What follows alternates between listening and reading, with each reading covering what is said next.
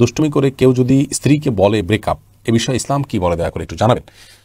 স্ত্রীকে যদি কেউ ব্রেকআপ বলেন তাহলে সেক্ষেত্রে দেখতে হবে তিনি কি উদ্দেশ্যে বলেছেন। যদি নিছক মজার ছলে বলেন, দুষ্টুমি করে বলেন, তাহলে এটি বলার কারণে তাদের সম্পর্ক নষ্ট হবে না। কারণ এটি তালাকে কেনায়া জাতীয় শব্দ, অর্থাৎ এমন শব্দ যে শব্দকে যদি তালাকের উদ্দেশ্যে কেউ বলে তাহলে তালাক পতিত হতে পারে, আর তালাক উদ্দেশ্যে না বললে সেটি ভিন্ন কোনো উদ্দেশ্য হতে পারে। অর্থাৎ ব্রেকআপ বলতে তিনি বোঝাতে চেয়েছেন যে সাময়িকভাবে তোমার সাথে আমি অভিমান করেছি, এরকম উদ্দেশ্যে তিনি যদি ব্রেকআপ বলেন তাহলে সেক্ষেত্রে কোনো অসুবিধা নেই, তালাক হবে না। কিন্তু যদি সিরিয়াসলি তিনি তার সঙ্গে বিচ্ছেদের নিয়ত করে ব্রেকআপ বলেন তাহলে কিন্তু তালাক হয়ে যাবে। কারণ যে শব্দগুলো আপনার দুই ধরনের অর্থ বিশিষ্ট, তো এই দ্ব্যর্থবোধক শব্দগুলোতে যদি তালাকের অর্থ নেওয়ার পসিবিলিটি থাকে এবং সে উদ্দেশ্যে বলে তাহলে কিন্তু সেটি হয়ে যায়। অতএব তালাকের উদ্দেশ্য নিয়ে ব্রেকআপ বলে তালাক হয়ে যাবে।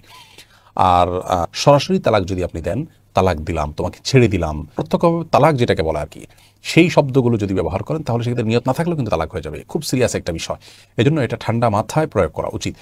আর এই ব্রেকআপ জাতীয় শব্দগুলো দ্ব্যর্থবোধক হওয়ার কারণে এগুলোতে নিয়তের উপর নির্ভর করবে তালাক হওয়া না হওয়াটা।